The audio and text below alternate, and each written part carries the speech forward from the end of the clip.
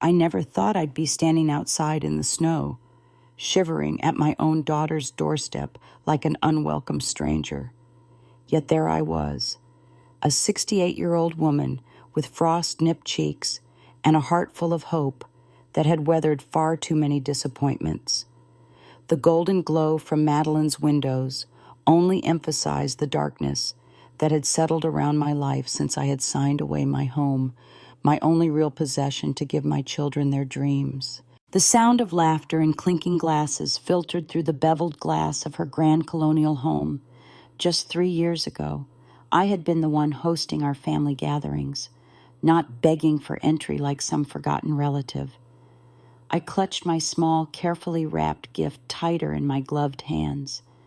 It wasn't much a handcrafted photo album chronicling our family's journey, but it was made with more love than the expensive presents I could no longer afford.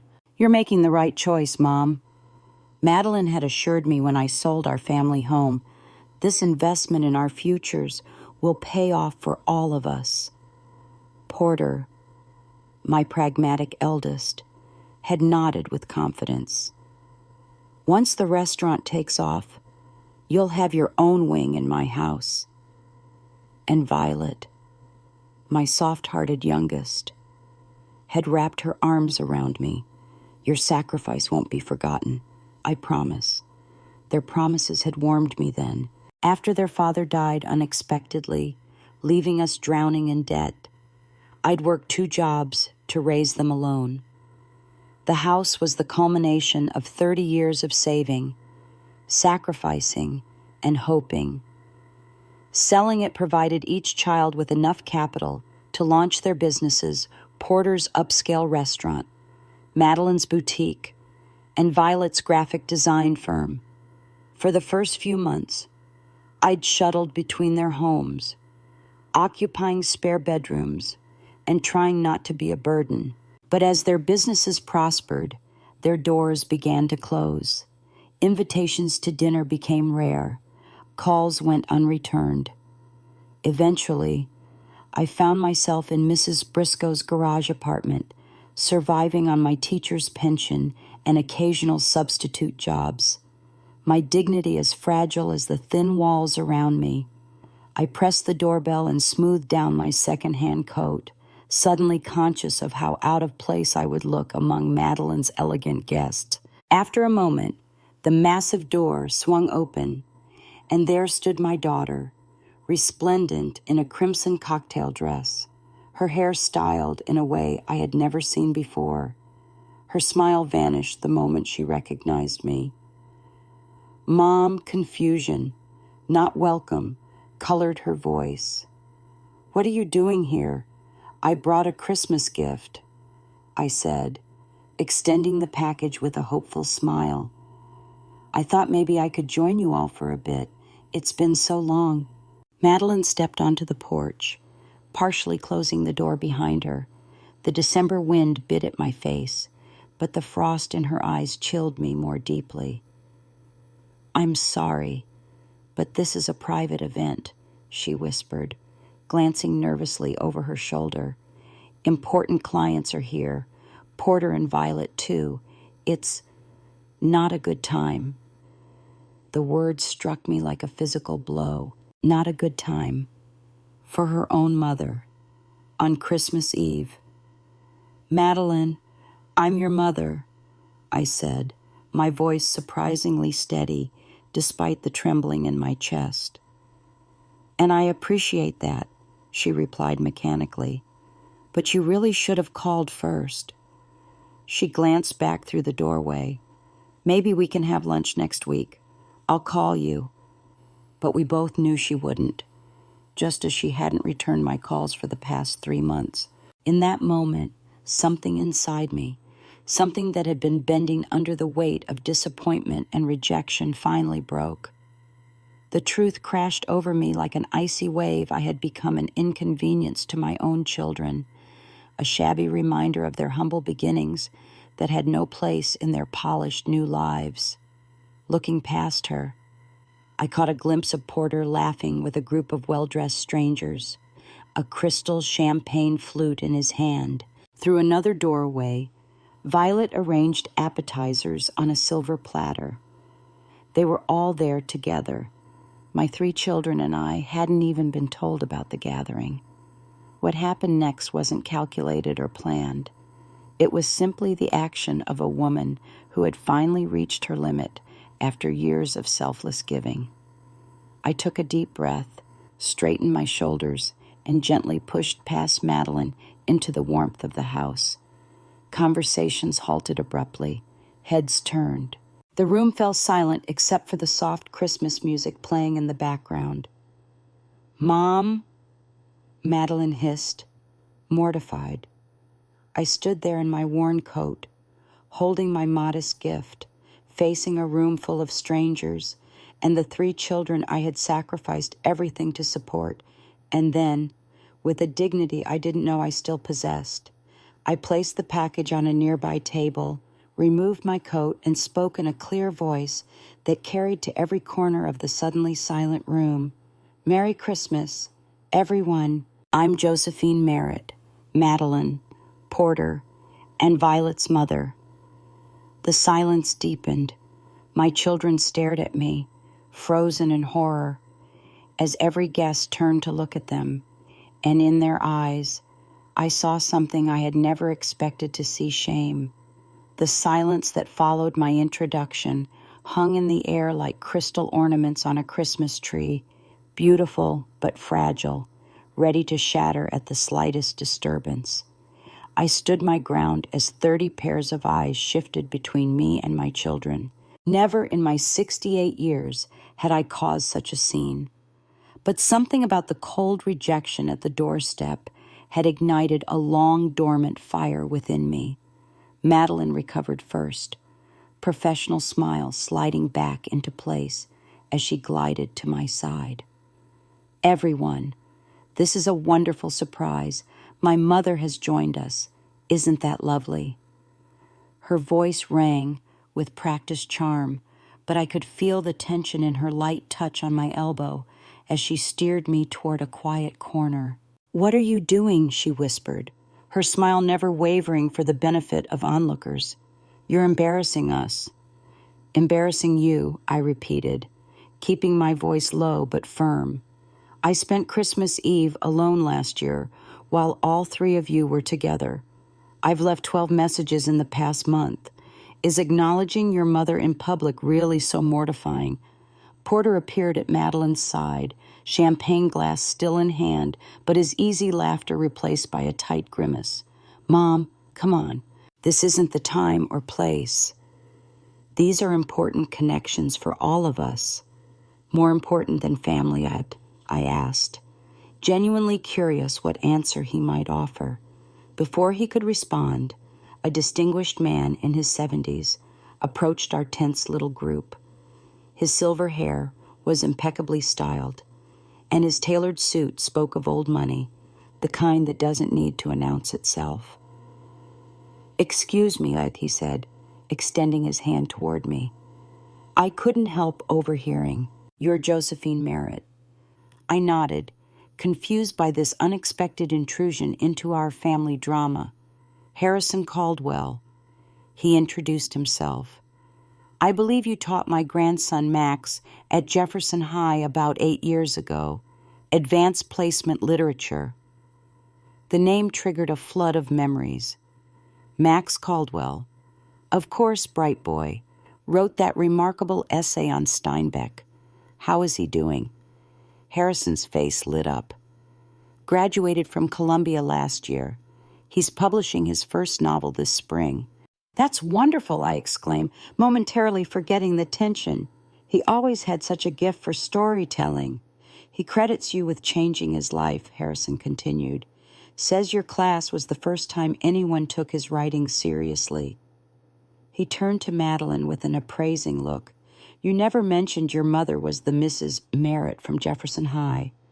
Madeline's smile faltered. I didn't realize you knew each other." "Know her." Harrison laughed. "Half the successful young people in this town went through her classroom. My foundation has been trying to contact her about our educational initiative." but we were told she'd moved away. I felt a peculiar sensation in my chest, something between vindication and disbelief. Moved away? That's odd. I've been living above Mrs. Briscoe's garage on Maple Street for the past 18 months. The confusion on Harrison's face mirrored my own growing suspicion. That can't be right. We contacted your family directly when we couldn't reach you. We were informed you were traveling extensively through Europe. A chill that had nothing to do with the December weather crept up my spine. I turned slowly to face my children. Europe. That's interesting. The farthest I've traveled recently was to the discount grocery store 2 towns over because I couldn't afford the prices at the local market. Porter shifted uncomfortably, suddenly fascinated by the contents of his champagne glass. Violet, who had appeared at the edge of our group, looked ready to dissolve into tears. But it was Madeline's calculating expression that confirmed my worst suspicions. There must have been some miscommunication, she said smoothly. We simply meant Mom was unavailable for commitments. Unavailable for what exactly? I pressed, an edge creeping into my voice. Harrison seemed to sense the undercurrents. Mrs. Merritt, our foundation established the Lifetime Achievement in Education Award last year. You were the unanimous first choice. It includes a grant of $50,000 and an opportunity to shape our youth mentorship program. The room seemed to tilt beneath my feet. $50,000, a sum that would have lifted me from precarity to security in an instant, a chance to continue the work I'd loved. All while I'd been counting pennies for heat, rationing my heart medication, and wondering if I could afford to fix the leak above my bed. I never received any notification about an award, I said quietly, looking directly at each of my children in turn. Violet cracked first. Mom, we were going to tell you, she whispered. We just thought. You thought what? I interrupted, my voice surprisingly steady. We were protecting you from stress, Porter insisted, his tone defensive. You're not as young as you used to be. Protecting me. The absurdity of his claim almost made me laugh. By hiding opportunities and lying about my whereabouts, by letting me struggle while you knew there was money and work available to me. A small crowd had gathered around us now, the Christmas party forgotten as the family drama unfolded.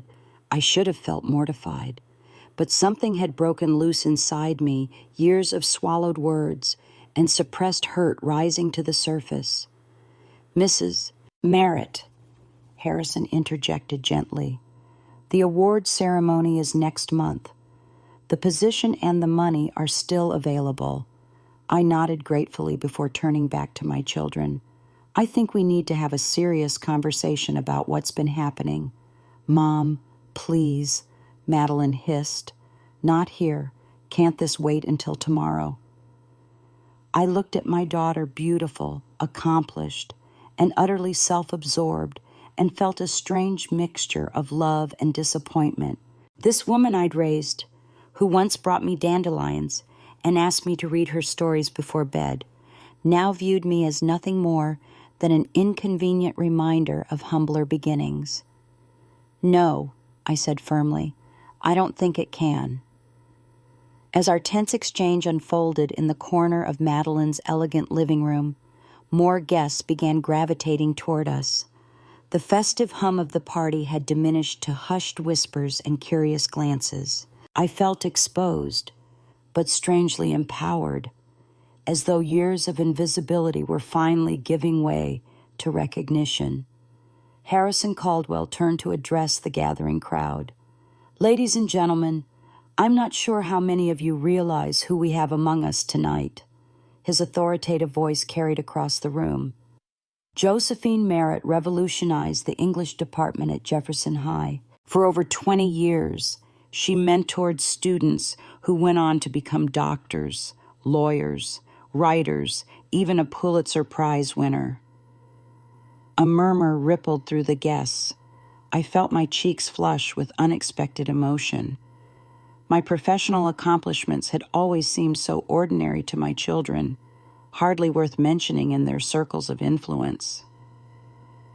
Mrs. Merritt established the Words of Hope program, Harrison continued, which brought literature to at-risk youth throughout our county. The program became a model for schools in 3 states. A woman in a midnight blue dress stepped forward. Josephine Merritt, the one who headed the literacy campaign after the library fire. My publishing house contributed to that fundraiser. Your speech moved our entire board to double our donation. Before I could respond, another guest joined in. Wait, are you the Mrs. Merritt who wrote those essays for the Educator's Journal? My daughter has them framed in her classroom. She teaches English because of you. With each revelation, I felt myself standing taller, more assured, not because I craved recognition, but because these strangers were acknowledging a truth my own children had buried. I had mattered. My work had mattered. Porter shifted uncomfortably beside me, draining his champagne glass. Violet stared at the floor, her expression a mixture of shame and surprise. Madeline alone maintained her composure, though her knuckles had whitened around the stem of her wine glass. I had no idea you were connected to the Caldwell Foundation, Mr.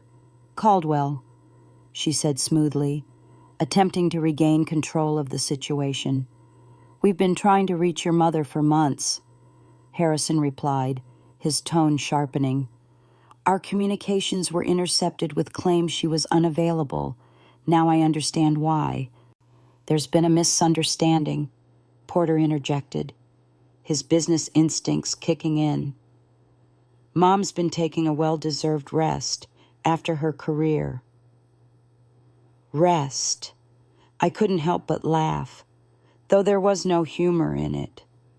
Is that what you call working part-time jobs to make rent while rationing my medication? An uncomfortable silence fell over the gathered guests. Another man stepped forward, tall, with salt and pepper hair and kind eyes that crinkled at the corners. Mrs. Merritt, I'm Dr. Lawrence Freeman, Superintendent of Schools for the county. I can't believe we finally found you. He shook my hand warmly. We've been searching for months.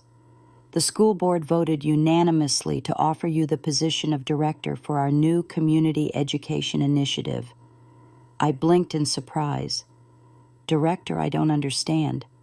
Full salary, benefits, and creative control. Dr. E. Freeman explained. We need someone with your experience and vision to bridge education with community resources. He glanced at my children with undisguised curiosity. The offer letters were sent months ago. We were told by your representatives that you had declined. The pieces were falling into place now, a mosaic of deception that left me breathless. My children hadn't just hidden opportunities from me. They had actively intervened, making decisions about my life without my knowledge or consent. Why? I asked, turning to face them directly. The single word carried the weight of months of struggle and isolation. Madeline stepped forward, her voice lowered for privacy, though in the hushed room it carried anyway. Mom, we were thinking of your best interests. At your age, taking on new responsibilities. My age, I interrupted. I'm 68, not 98. I taught full-time until 3 years ago. We thought the money would be better used securing all our futures, Porter admitted, his usual confidence faltering under the collective gaze of the room. The way you used the money from my house, I asked pointedly. His flush confirmed my suspicions. The money that should have launched their businesses, money from selling my only substantial asset, had funded more than their entrepreneurial dreams. I remembered Madeline's luxury car appearing shortly after I'd handed her the check. Porter's extravagant vacation to the Caribbean. Violet's suddenly expanded designer wardrobe. "We were going to pay you back," Violet whispered, tears welling in her eyes. "Once the businesses were really established, while I lived in a room with a leaking roof," I replied quietly. "While I chose between heating and eating some months." Harrison Caldwell cleared his throat. "Mrs. Merritt, regardless of past miscommunications, our offer stands: the Lifetime Achievement Award, the grant money, and an advisory position with our foundation. We'd be honored to have you." Dr. Freeman nodded. "And our directorship remains open as well. In fact, we've increased the budget since our initial offer." I felt a curious lightness spreading through me, as though weights I hadn't even recognized were being lifted from my shoulders. For 18 months, I'd believed my useful life was behind me, that my only remaining value was as my children's mother. Now, standing in the middle of Madeline's Christmas party, I was being reminded that I was so much more. "Thank you both," I said, straightening my shoulders. "I'd like to learn more about both opportunities." The look of alarm that passed between my 3 children might have been comical under different circumstances. "Mom," Madeline began urgently, "don't you think we should discuss this as a family first?" I met my daughter's gaze steadily. "I think we're well past that point, don't you?" The Christmas party had transformed from a glittering social event into something resembling a courtroom, with my children standing uncomfortably in the witness box of public opinion. I hadn't intended this confrontation, but now that the truth was emerging, I wouldn't retreat into the shadows again. "I'd like to understand exactly what happened," I said, my voice calm but firm. "When did you first learn about these opportunities on my behalf?" Dr. Freeman consulted his phone. "Our first communication was sent in September. We followed up with calls in October, when we received no response." "And the Foundation's award notification?" I asked Harrison. "August," he replied promptly. "The formal letter was sent August 15th, with the ceremony originally scheduled for October. When we couldn't reach you directly, we contacted the family information you had on file with the school district." "Porter," I said, turning to my son, "you've been collecting my mail since I moved into Mrs. Briscoe's garage. Did you receive these letters?" His jaw tightened. "Mom, you were overwhelmed just adjusting to your new circumstances. We thought..." "Just answer the question," I interrupted, surprising myself with my directness. "Did you receive official communications addressed to me?" "Yes," he admitted reluctantly. "And the phone calls, the ones I never knew about." Madeline stepped forward, ever the pragmatist. "We fielded those. As a family, we decided it would be best if..." "As a family," I echoed in disbelief.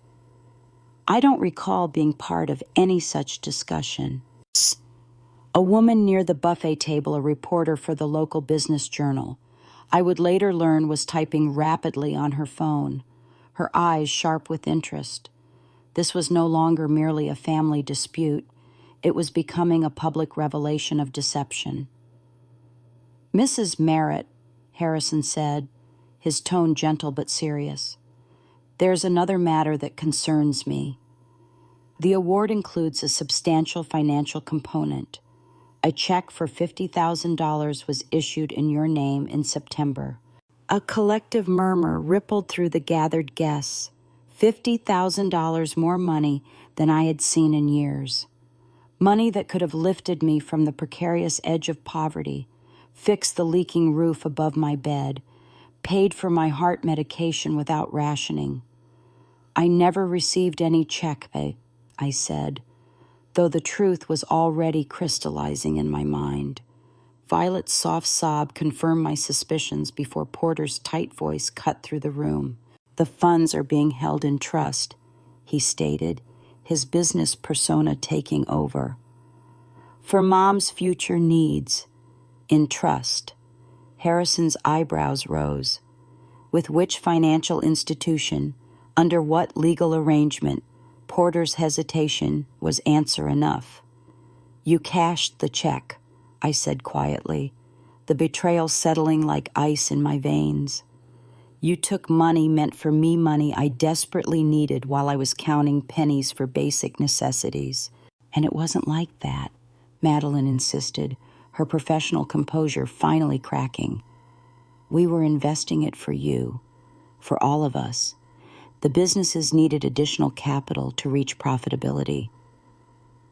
Additional capital, I repeated slowly.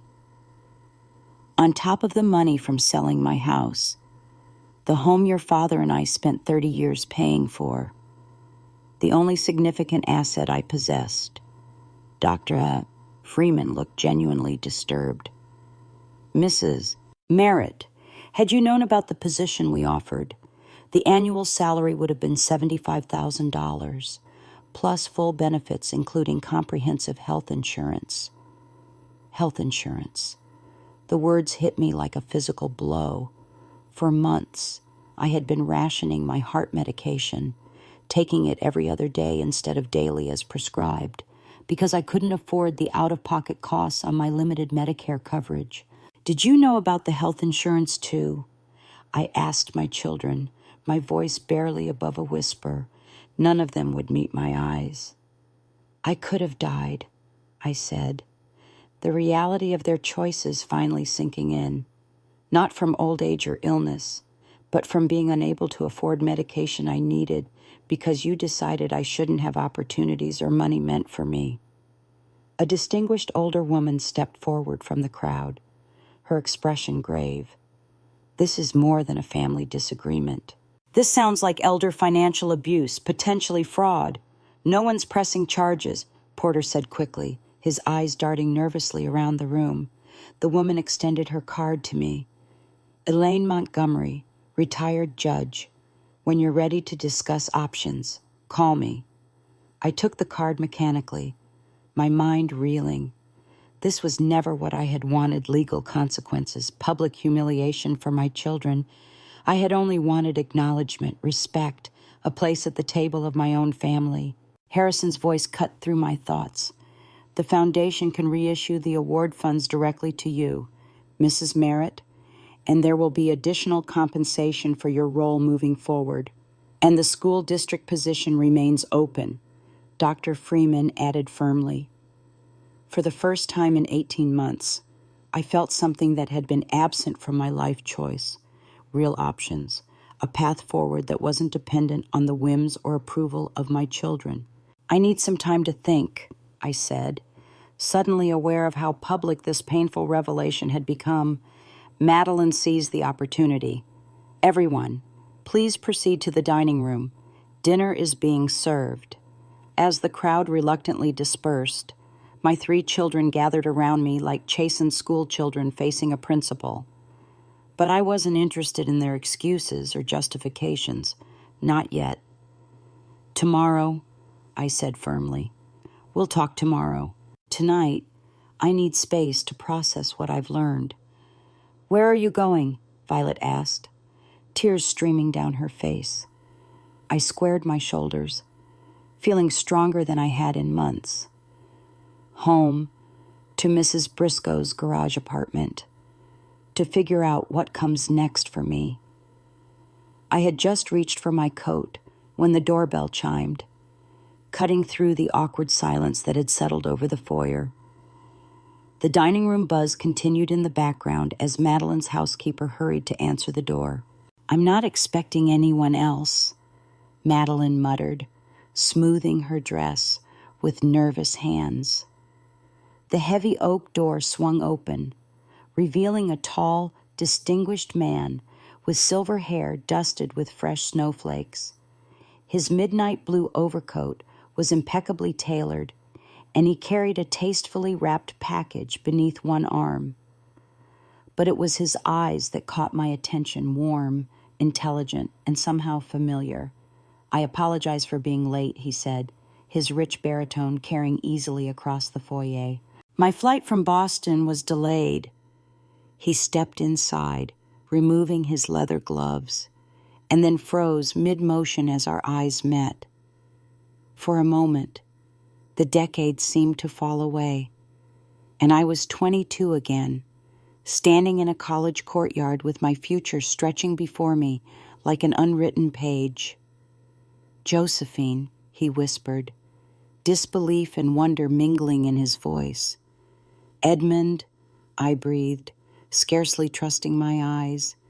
"Edmund Lawrence, the man I had been engaged to marry before meeting Porter, Madeline, and Violet's father, the brilliant literature student who had once promised me a life of intellectual partnership and adventure. The first great love I had reluctantly set aside when life took an unexpected turn." "You two know each other?"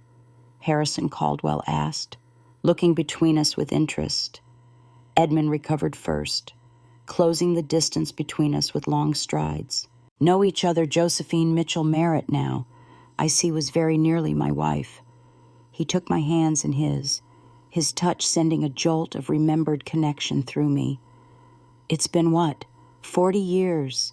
42, I corrected softly, amazed that I could feel both so young and so acutely aware of time's passage in the same moment. "Mom," Porter's voice broke through my reverie, sharp with confusion. "You never mentioned being engaged before Dad." "There are many things I never mentioned," I replied, unable to look away from Edmund's face. The boy I had loved was still visible in the distinguished man before me, in the curve of his smile, the spark of intellect in his eyes. "Mr. Lawrence, was it?"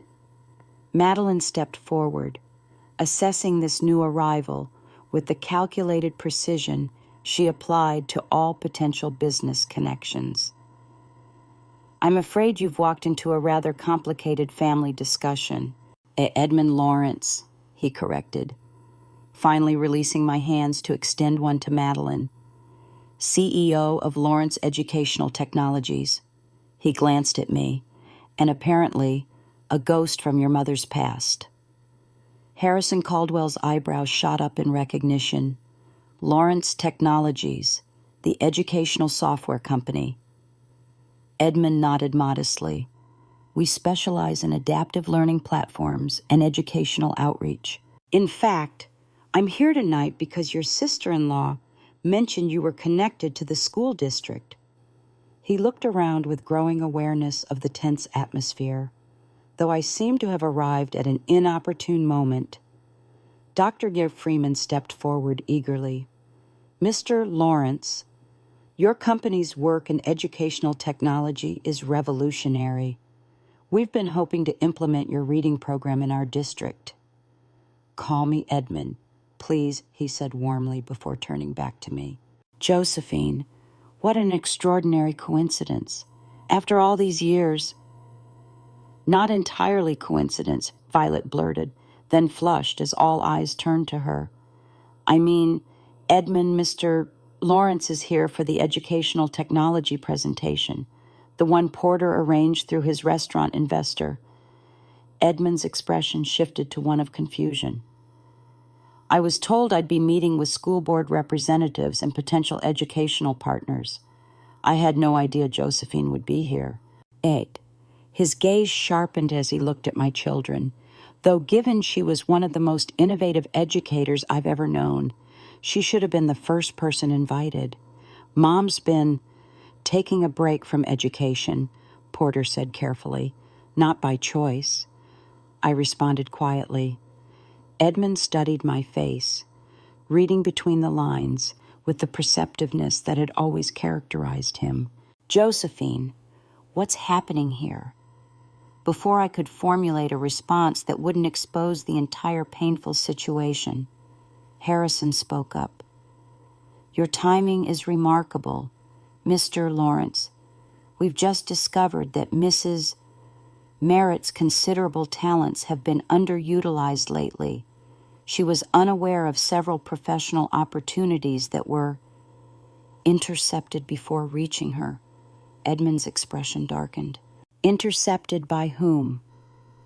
The uncomfortable shuffle of my 3 children provided answer enough. "I see," Edmund said, his tone cooling as he assessed the situation. "Then perhaps my arrival is even more fortuitous than I realized." He turned to me, his expression softening. "Josephine, when we reconnected through that alumni newsletter last month, you mentioned some educational theories you'd been developing, the ones combining literature with emotional intelligence training. Okay." I nodded, surprised he remembered our brief email exchange. "Just some ideas I've been working on in my spare time." Those ideas align perfectly with the project Lawrence Technologies is developing, Edmund continued, his enthusiasm building. "We've been looking for the right educational mind to partner with. Someone with classroom experience and innovative thinking."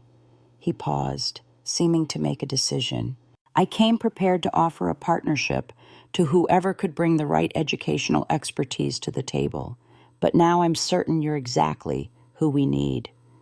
"Partnership," I echoed, trying to process this sudden turn of events. Edmund nodded, his eyes alight with the same passionate intensity I remembered from our college days. $2 million in development funding. With you as majority stakeholder and creative director, your methodologies combined with our technology could revolutionize how we teach emotional literacy through classic literature. The amount hung in the air like a physical presence. $2 million, more money than I had ever imagined having access to. "Mom has no experience in business development," Madeline interjected, her voice sharp with alarm. "This sounds like a major undertaking that would require significant—" "Your mother," Edmund interrupted firmly, "was brilliant when I knew her, and from what Harrison has said about her career, that brilliance has only matured with experience." He turned to me, his expression softening. "The offer stands, Josephine. Take whatever time you need to consider it." Porter stepped forward, business instincts activated. "Perhaps we should discuss the details of this potential arrangement. I'll be discussing them directly with your mother." Edmund replied coolly, making it clear he understood exactly what had been happening. He reached into his coat pocket and withdrew a small velvet box. "Which brings me to the other reason I tracked down your family's address." My heart fluttered inexplicably as he placed the box in my hands. "This isn't what you might think," Edmund said with a gentle smile. "Open it." Inside was not a ring, but a small golden key. "The lake house in Vermont," he explained softly. "The one where we were going to spend our honeymoon all those years ago. I never sold it. Josephine, somehow. I always hoped you might see it someday. It's yours, whether or not you accept the business proposal." "You're giving our mother a house?" Violet asked faintly. Edmund turned to her, his expression hardening slightly. "I'm returning something that was always meant to be hers. Something that circumstances and perhaps my own foolish pride prevented her from having." The small velvet box with the golden key sat in my palm, a tangible symbol of roads not taken and possibilities renewed. Edmund's offer hung in the air between us both, the business proposition and the lake house, while my children watched with expressions ranging from Violet's open shock to Madeline's calculating assessment to Porter's poorly concealed alarm. "This is all happening rather quickly," Porter said, stepping forward with the authoritative tone he used in business negotiations. Mom needs time to consider these offers carefully, with proper guidance. I believe your mother has been denied proper guidance for quite long enough, Edmund replied, his polite tone barely concealing the steel beneath. Or rather, has been denied the opportunity to guide her own life. Harrison Caldwell nodded in agreement. Indeed, Mrs. Merritt seems more than capable of making her own decisions now that she has all the information that was previously withheld.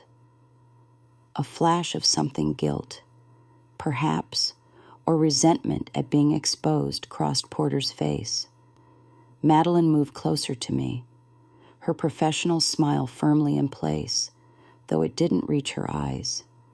Mom, we should discuss all this privately, as a family, she urged, her voice low and intense.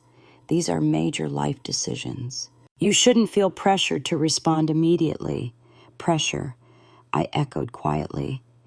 Is that what you call it when opportunities are actually presented to me rather than hidden? Dr. Freeman cleared his throat. I should return to the other guests. Mrs. Merritt, I'll call you tomorrow about the directorship position, and I'll have my office send over the paperwork for the award reissuance first thing Monday, Harrison added. As they moved toward the dining room, Edmund remained, his steady presence beside me both familiar and novel. 42 years had passed since we'd stood together like this. Yet something of our old connection lingered, a comfortable understanding that needed no words.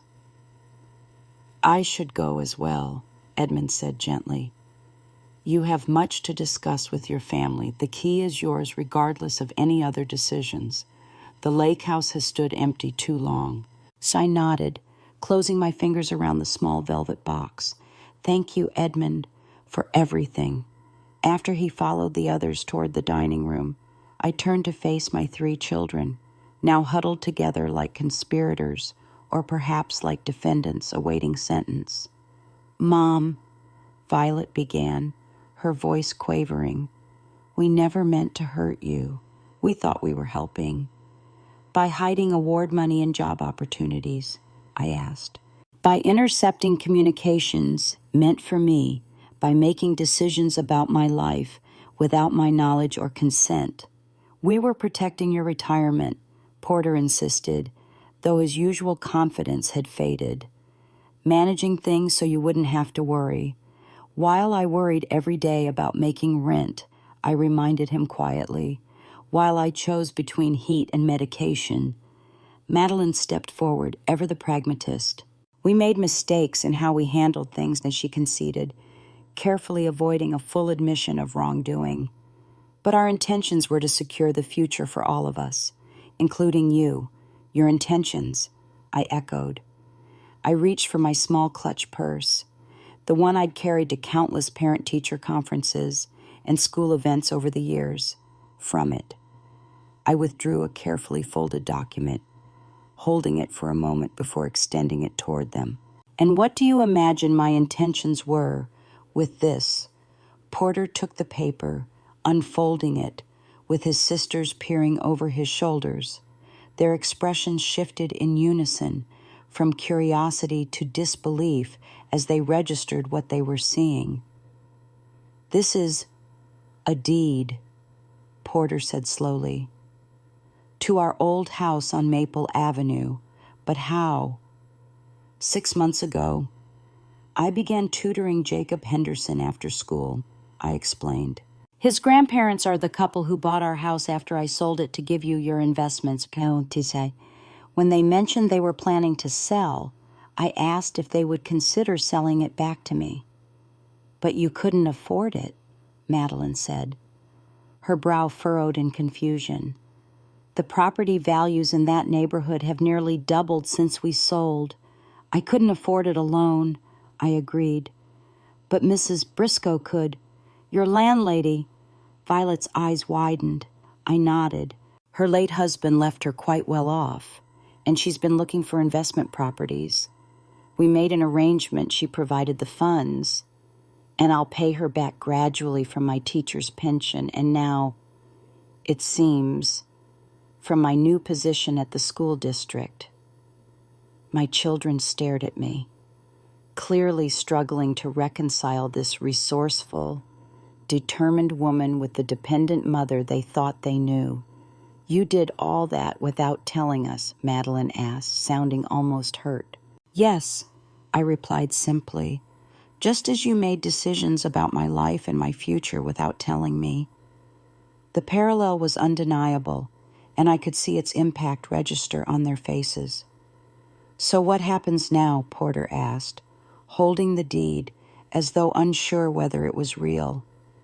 I looked at the document in his hands, the deed to the home where I had raised them, where we had built our life as a family before everything changed. I had planned to give it to them tonight as a Christmas gift, a symbol of my enduring love despite our difficulties. Now, in light of all that had been revealed, that simple gesture seemed inadequate, even naive. "That depends," I said finally, "on whether you can learn to see me as a whole person, not just your mother, on whether you're willing to build a relationship based on mutual respect rather than obligation or control." I held out my hand for the deed, which Porter reluctantly returned. "You're not giving us the house?" Violet asked, tears welling in her eyes. "Not tonight," I said, carefully refolding the document and returning it to my purse. "Tonight, I'm keeping my options open just as you three kept yours open while closing doors for me." I reached for my coat, suddenly weary from the emotional tumult of the evening. What had begun as a humble attempt to join my family for Christmas had transformed into a complete upheaval of the dynamics that had defined our relationships for the past 3 years. "I'm going home now," I said, buttoning my coat, "to my apartment above Mrs. Briscoe's garage. Tomorrow, I'll call Harrison about the award, Dr. Freeman about the position, and Edmund about his proposal. After that, we can talk about where we go from here as a family." Madeline's composure finally cracked. "Mom, please don't leave like this. Let us explain." "You've been explaining all evening," I interrupted gently. "Now it's time for me to make my own decisions." 3 months later, the morning mist rose gently off the lake, creating an ethereal backdrop beyond the expansive windows of Edmund's Now My Vermont retreat. Spring had just begun to assert itself, with tender green buds appearing on the trees and early crocuses pushing through patches of receding snow. I sat on the deck, wrapped in a cashmere throw against the morning chill, my laptop open before me displaying the final draft of the curriculum I developed for the school district's new community outreach program. It still amazed me how much life could change in the span of a season. Dr. Freeman had been true to his word, and the position as Director of Community Education had provided not just financial stability, but a renewed sense of purpose. Harrison had ensured the award money was properly reissued to me, along with a formal apology from the Foundation for the miscommunication. And Edmund had been a revelation.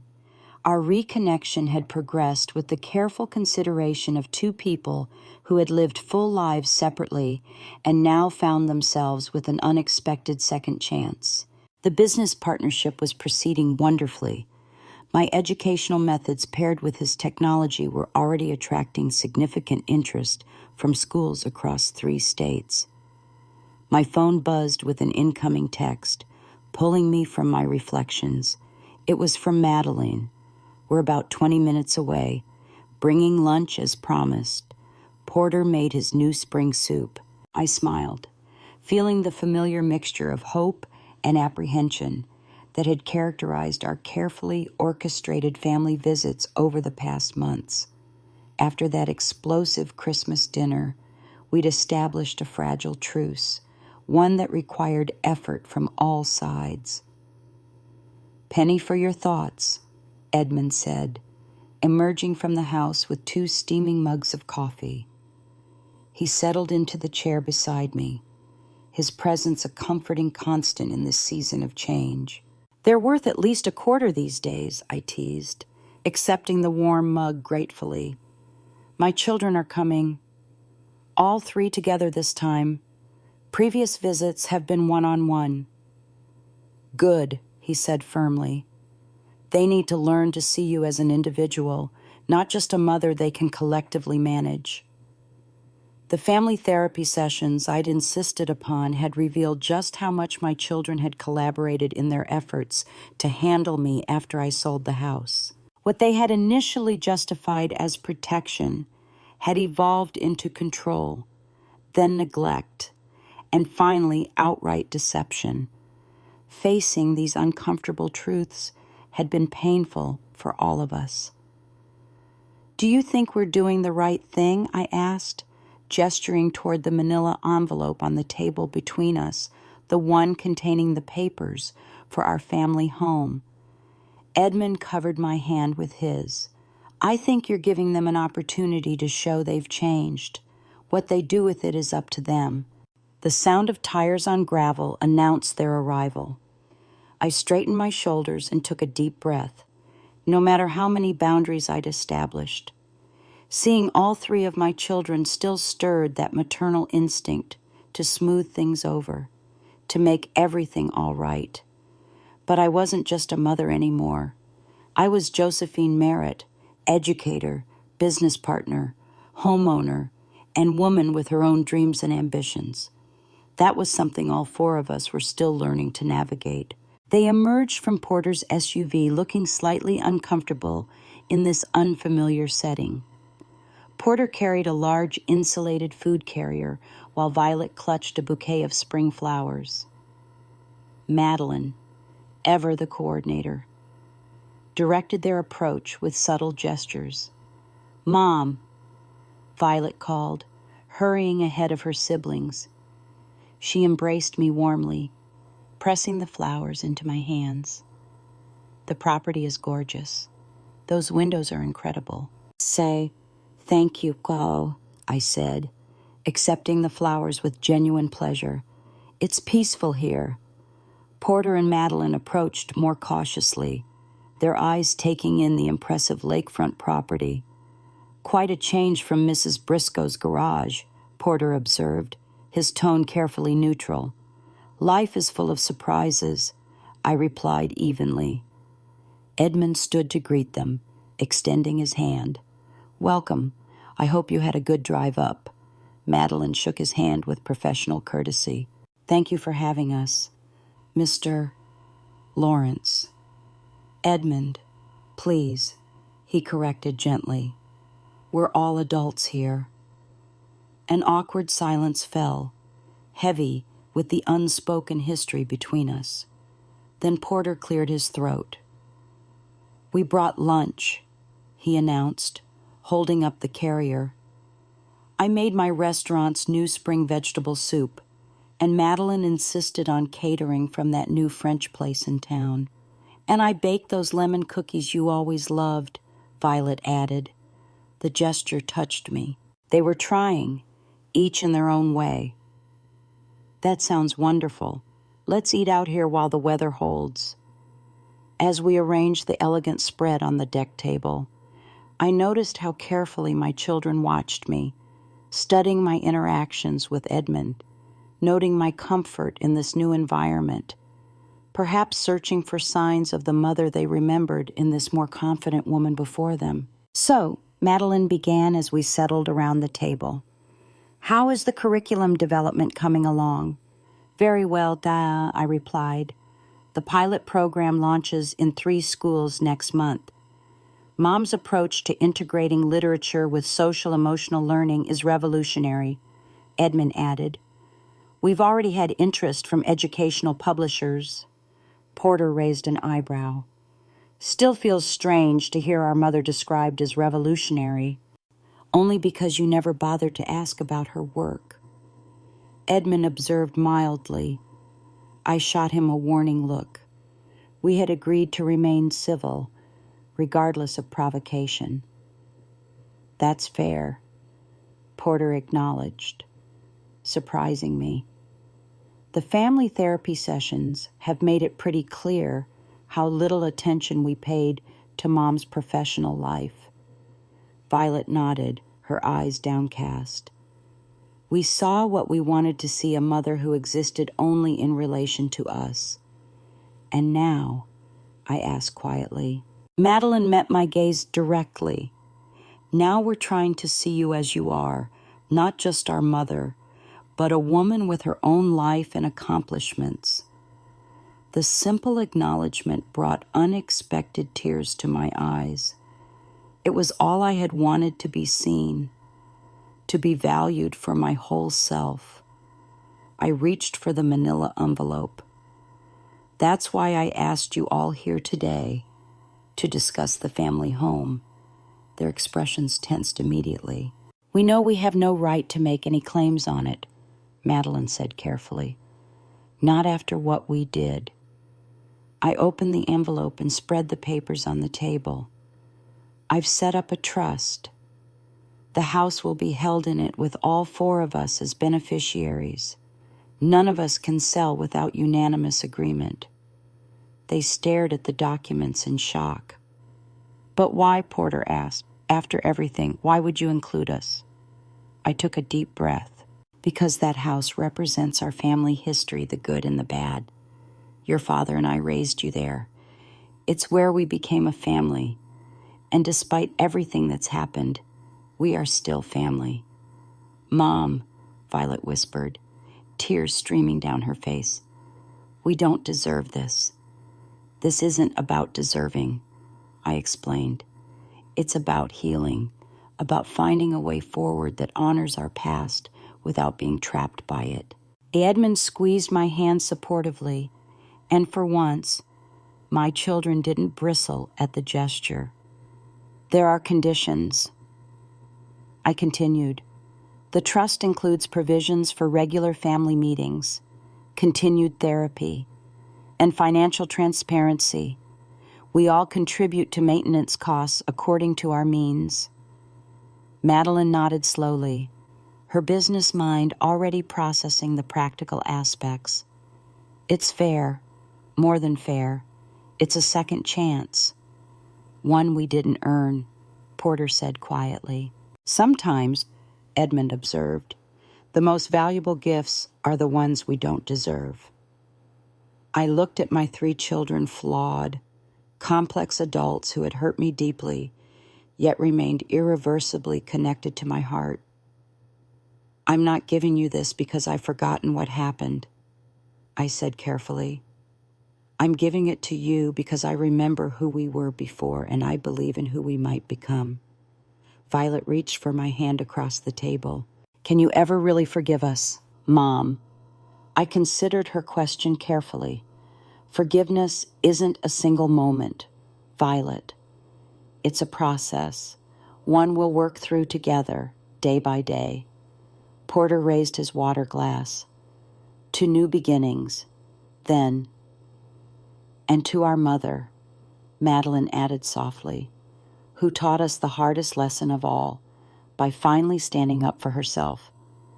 As we clinked glasses in the spring sunshine, I felt a profound sense of peace wash over me. The journey ahead wouldn't be easy. Trust, once broken, takes time to rebuild. But for the first time in years, I felt hopeful about our future as a family, one built on mutual respect rather than obligation or control. Later, as Edmund and I stood on the deck, watching my children walk along the lake shore, deep in conversation with each other, he slipped his arm around my waist. You know, he said softly, that velvet box didn't just contain a house key. I looked up at him, warmth spreading through my chest. I was wondering when you might mention that. He smiled. I thought it might be wise to let the family drama settle first, but whenever you're ready to see what else was in there, just say the word. The trust documents lay spread across the table between us.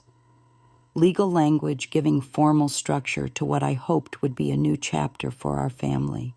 I watched my children's faces as they scanned the paper's Porter with the analytical focus of a businessman, Madeline with the swift assessment of someone accustomed to contracts, and Violet with the hesitant bewilderment of someone who couldn't quite believe what she was reading. "You're really doing this?" Porter asked, looking up from the thick stack of papers. "Creating a family trust for the house with all of us as equal beneficiaries." "I am," I confirmed, taking a sip of my tea. "The Merritt Family Trust will hold the property at 1842 Elmwood Avenue. All major decisions regarding the property will require unanimous consent from all 4 trustees, you 3 and myself." "But after everything we did," Violet said, her voice barely above a whisper, "how can you possibly trust us with this?" It was a fair question, one I had asked myself repeatedly during the weeks I'd spent working with the estate attorney to structure this arrangement. Trust had been fractured between us, perhaps irrevocably in some ways. Yet family bonds had a stubborn persistence that couldn't be entirely severed, even by betrayal. "This isn't just about trust," I explained. "It's about legacy and healing. That house holds our history, your father's memory, your childhoods, 30 years of our family life. I don't want it sold to strangers when I'm gone, and I don't want the 3 of you fighting over it either." Madeline, ever practical, was already on the 3rd page. "These conditions are quite specific," she noted, her finger tracing down a particularly detailed section. "Quarterly family meetings, mandatory, non-negotiable." I confirmed. "This isn't just a property arrangement. It's a framework for rebuilding our relationship. If we can't commit to 4 meetings a year, we have no business sharing ownership of a home." Porter nodded slowly, a new respect visible in his eyes. "And the continued family therapy requirement 6 more months, at minimum," I said firmly. "Dr. Wexler believes we've only begun to address the underlying issues in our family dynamic. I agree with her assessment. And we each contribute to maintenance costs based on income percentage," Madeline asked, her business mind already calculating figures. "Yes, I've worked with a financial advisor to create a fair formula that adjusts as our circumstances change. No one will be burdened beyond their means, but everyone will contribute." Edmund, who had been quietly observing from the far end of the deck, stood and excused himself. "I think I'll take a walk along the shore. This feels like a conversation the 4 of you should have privately." I smiled gratefully at him as he descended the steps toward the lake. His intuitive understanding of when to step back was just one of the many qualities I'd come to appreciate about him over these past months. After he was out of earshot, Porter leaned forward. "Mom, are you sure this is what you want? After what we did, you'd be completely justified in keeping the house entirely in your name." "I've had enough of keeping things entirely in my name," I said with a small smile. "That's what got us into this situation to begin with, my sole ownership of assets that affected all our lives." "That's different," Madeline protested. "You earned that house, you and Dad. And then now I'm choosing to share it, with protections in place for everyone involved." I replied, "Including me." I turned to a specific page in the trust document and pointed to a clause that my attorney had insisted upon. "This section ensures that I retain lifetime occupancy rights, regardless of any other changes in the trust. No one can force me to move or sell while I'm alive." "We would never," Violet began, then stopped herself, color rising in her cheeks. "I mean, we know now that would be wrong. 3 months ago, you 3 believed you knew what was best for me better than I did myself." I reminded them gently. This trust creates legal protections that align with our emotional healing. We're working toward trust, but with safeguards in place. Porter ran his hand through his hair, a gesture so reminiscent of his father that it made my heart ache momentarily. You've thought of everything. I've had plenty of time to think these past few months, I said, about what matters, about what family truly means, about the difference between enabling and supporting. Madeline's eyes narrowed slightly as she continued reviewing the document. There's another clause here about transparency financial disclosures. Annual statements, I confirmed. Each of us will provide basic financial information to ensure the contribution formula remains fair and that no one is being unduly burdened or benefiting disproportionately. That works both ways, Porter noted, surprising me. You'll see our finances, but we'll also see yours. Exactly, I agreed. No more secrets, no more making decisions for someone's own good without their knowledge. We move forward with openness or not at all. Violet wiped away a tear. I don't know what to say. Mom, this is so much more than we deserve. This isn't about deserving, I said softly. It's about who we choose to be moving forward. The past few months have shown me that all three of you are capable of growth, of seeing me and yourselves more clearly. I reached for the pen the attorney had provided, uncapped it, and signed my name on the executor line. The ink flowed smoothly.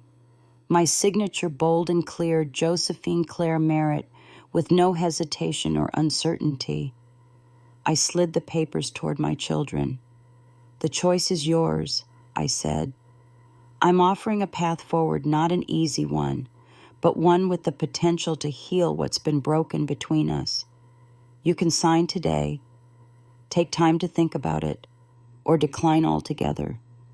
Whatever you decide, I want it to be a conscious choice, not an obligation. The three of them exchanged glances, some unspoken communication passing between them. Then, to my surprise, Porter reached for the pen first. I'm in, he said simply, signing his name beneath mine. Madeline took the pen next, her signature as precise and deliberate as her personality. This is more than generous. Mom, thank you for believing in us enough to try. Violet was last, her hand trembling slightly as she signed. I promise we'll do better, she whispered. I promise I'll really see you from now on. As I gathered the signed documents, I felt a weight lifting from my shoulders, not the complete unburdening that might come with walking away entirely, but the lighter load that comes with shared responsibility, fairly distributed. There's one more thing, I said, reaching into the folder beside me. I pulled out 4 keys, each attached to a small wooden keychain, hand-carved with our initials. These are the new keys to the house. Mrs. Briscoe and I completed the purchase last month. The renovation should be finished by summer. You're moving back in, Madeline asked. Part-time, I clarified. I'll split my time between there and here at the lake house. The trust allows for family members to use the home when I'm not there, with proper scheduling, of course. Of course, Porter echoed, a ghost of a smile playing at his lips. You've created a system where we have to communicate, Madeline observed, understanding dawning on her face, where we have to coordinate and respect each other's boundaries. Exactly, I confirmed. A framework for the family we might become, rather than the broken one we've been. From the lakeshore, I could see Edmund watching us, his tall figure silhouetted against the sparkling water. He raised a hand in greeting, and I waved back, feeling a flutter of anticipation about what might be developing between us. He's good for you, Violet said softly, following my gaze. I haven't seen you look that way at someone since Dad. He's part of a life I'm rediscovering, I acknowledged. A life that includes, but isn't limited to being your mother. We're starting to understand that, Porter said, with uncharacteristic gentleness. It's taken us too long, but we're learning. As my children gathered the lunch dishes and began carrying them inside, I remained on the deck, watching the spring sunshine dance across the lake's surface. The future stretched before me now, not as a narrowing path of diminishing possibilities, but as an opening vista of choices entirely my own. As evening settled over the lake, painting the sky in watercolor hues of pink and gold, Edmund and I stood alone on the dock. My children had departed an hour earlier, the signed trust document safely tucked away, our new beginning officially underway. A gentle breeze carried the scent of pine and new possibilities. You handled that beautifully, Edmund said, his hand finding mine in the fading light. Not many people could find such a graceful path to reconciliation after what they did. I've had excellent examples of grace in my life recently, I replied, giving his hand a gentle squeeze. Edmund turned to face me, his expression suddenly serious. Josephine, there's something I've been wanting to ask you. From his pocket, he withdrew the same velvet box that had once held the lake house key. You remember I mentioned there was something else in this box. My heart quickened as he opened it to reveal a simple, elegant diamond ring nestled against dark velvet. The last rays of sunset caught its facets, sending prisms of light dancing between us. 42 years ago, I had this ring in my pocket when you told me you'd chosen another path, he said softly. I kept it all this time, not out of bitterness or regret, but because some part of me always held on to the hope that life might come full circle. Edmund, I whispered, emotions flooding through me, surprise, joy, and something that felt remarkably like coming home. I'm not asking for an immediate answer, he continued. We can take all the time you need, but I want you to know that my feelings for you have only deepened these past months. You're extraordinary, Josephine Merritt, and I would be honored to spend whatever years we have left building a life together. As the first stars appeared in the deepening twilight, I realized that sometimes the greatest journey isn't finding yourself. It's allowing yourself to be found. Josephine's journey reminds us of perhaps life's most profound truth. It's never too late to reclaim your worth. So many of us, especially as we age, begin to see ourselves through others' limiting perceptions. We become the supportive parent, the reliable grandparent, the retired professional whose contributions belong to yesterday. We shrink ourselves to fit into the boxes others have designed for us, often with love, but without full sight of who we truly are. Josephine's story strikes a chord because her struggle is universal. How many of us have dimmed our light to make others comfortable? How many have silenced our dreams because they didn't fit someone else's vision of what our lives should be? The most valuable lesson here isn't about family betrayal. It's about the quiet courage it takes to stand in your truth when the world has grown accustomed to your silence. It's about remembering that your value doesn't diminish with age. In fact, like fine wine and cherished antiques, what you bring to the world only becomes more precious with time. If Josephine's story touched your heart today, perhaps it's time to ask yourself, what parts of my authentic self have I set aside? What dreams deserve to be reclaimed? I'd love to hear your thoughts in the comments below. Have you ever had to remind loved ones or yourself of your worth? Share your story with our community of wisdom seekers and truth tellers. And if you found value in today's story, Please subscribe to our channel for more narratives that honor the complex journey of growing older while growing more fully into ourselves. Remember, the most powerful stories are the ones that remind us we're not alone in our struggles or in our triumph. Until next time, this is a reminder that it's never too late to begin again, to stand tall in your truth, and to write the next chapter exactly as you wish it to be read.